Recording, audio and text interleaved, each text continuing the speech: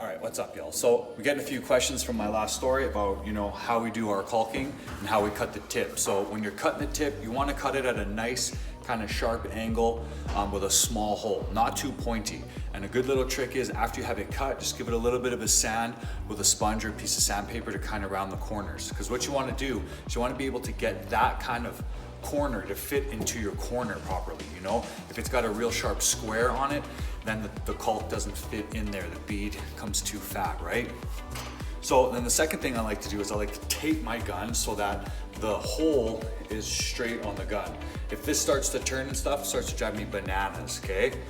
But I want to show you kind of how we do it. Over time with the experience and a ton of caulking that I've done, I'm able to do a few lines at a time, But, and especially on the 3-ways, right? And with the 3-ways, you really should be able to get it done in like 4 wipes. Remember, pretty good wet rag with you. You always want to keep this with you and keep your fingertip wet when you go to wipe it.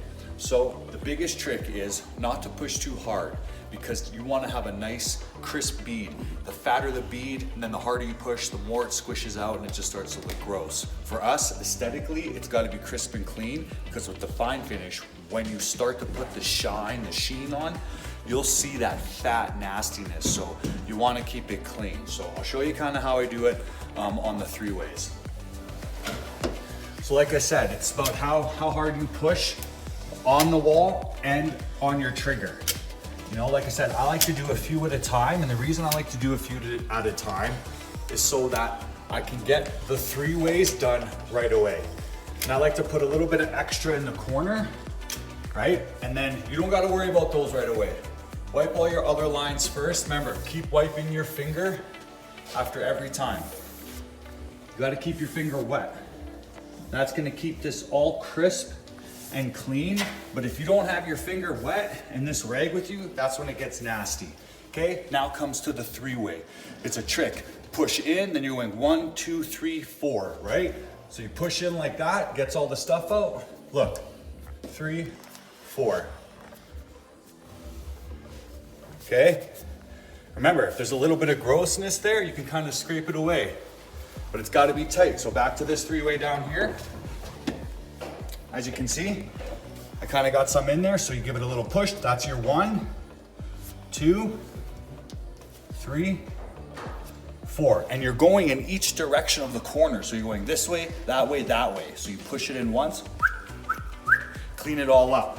Yeah, if it takes maybe 5 or 6 swipes in that corner, it's practice. Over time, we just got really good at it. Like I said, it comes down to that hole, how much you're putting on. This is the most crucial part, And then, like I said, being a little bit quick, you want to be able to be quick. You don't want to start drying. You don't want to start chatting with your buddy, and then the dab starts drying. Next thing you know, you can't keep up and clean it up.